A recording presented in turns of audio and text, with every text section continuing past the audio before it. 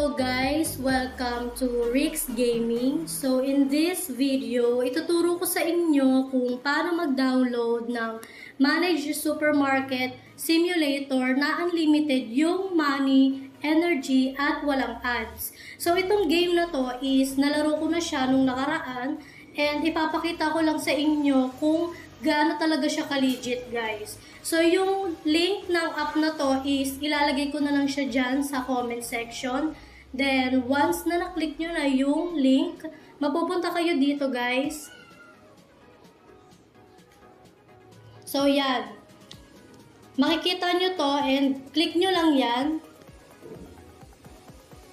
Then nag-i-start na yung pagda-download. Kapag gusto nyo naman makita if tapos na yung dina-download nyo, i-click nyo lang yung tatlong dots dito sa may taas. Yan. So, click downloads. Yan. So, ang bilis lang niya ma-download guys. And kapag na-download na siya, i-click nyo lang tong Manage Supermarket Simulator na APK. Ito. Then, install.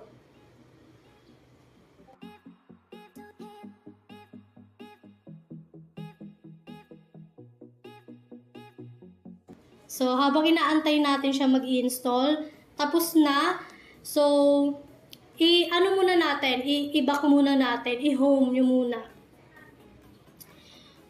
So, ito na yung Manage Supermarket Simulator na APK.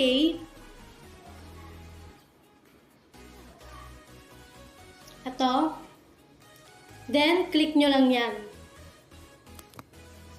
Open na natin guys yung app. So itong game kasi na to is meron siyang tutorial, kaya tapusin muna natin yung tutorial bago tayo mag-proceed doon sa may unlimited money and unlimited energy at walang ads.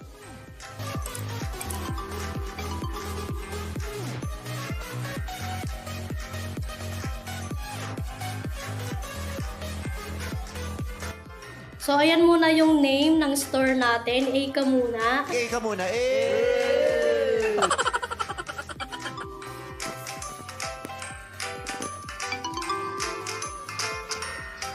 Tapusin lang natin yung tutorial, guys.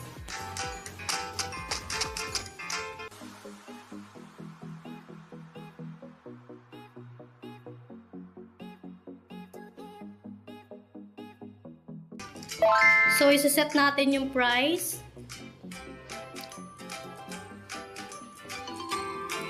Then, i-open na natin yung store.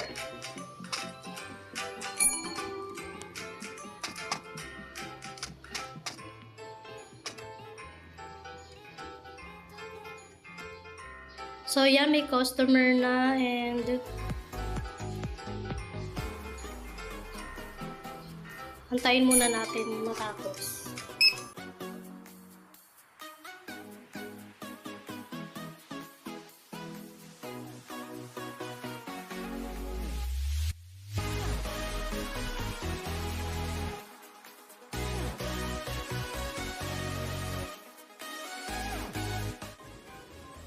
So yun guys, natapos na nga at naubos na nga din yung mga products dyan. So i-close muna natin yung store natin. So na-close na natin yung store and proceed naman tayo dito sa computer. Ito yung PC. Ipapakita ko sa inyo kung gaano ka-legit yung unlimited money and yung energy at yung walang ads. So, click natin tong PC. So, makikita natin dito kung magkano yung pera natin at yung kung ilan yung energy. So, dito sa may left side is makikita natin dito yung bank. Yan. Kung gusto nyo dumami yung money nyo, yung energy nyo, at para hindi na kayo mahirapan na mag-ipon or magbenta-benta ng products para lang dumami yung pera nyo, ayan yung sagot sa problema nyo. Charot! So, ito, ano siya, May energy, ito, 10. Tapos yung cash, yan. Once na kinlik nyo yan guys, wala siyang ads. Kumbaga, ano siya, parang naka-block, ganun. I-click nyo lang siya. So, i-click ko guys ha, makikita nyo yung 100 energy nyo is madadagdagan ng 10. So, magiging 110. So, yan. Dumadagdag siya, di ba? Kapag gusto niyo dumami ng dumami yan for the click lang kayo guys. Yan, ganyan lang ng ganyan. Kung gusto niyo naman dumami yung pera nyo, ito naman, yan, click lang ng click lang ng click. Yan, kung gusto mong maging mayaman, ayan, bumili ka na ng bahay.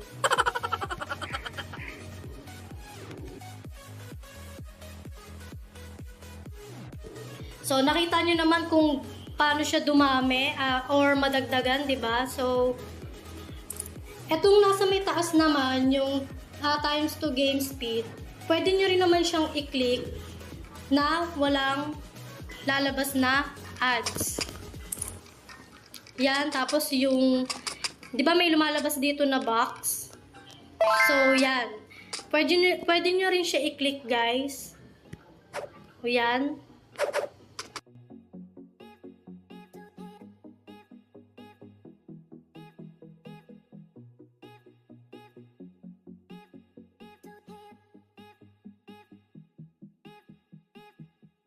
Yan.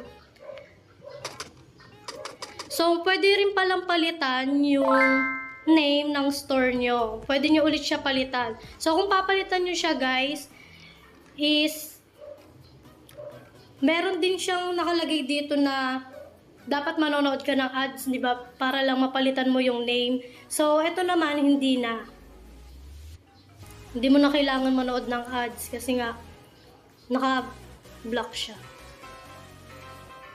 So, try natin palitan. Then, click nyo lang tong confirm. Yan. Diba, guys?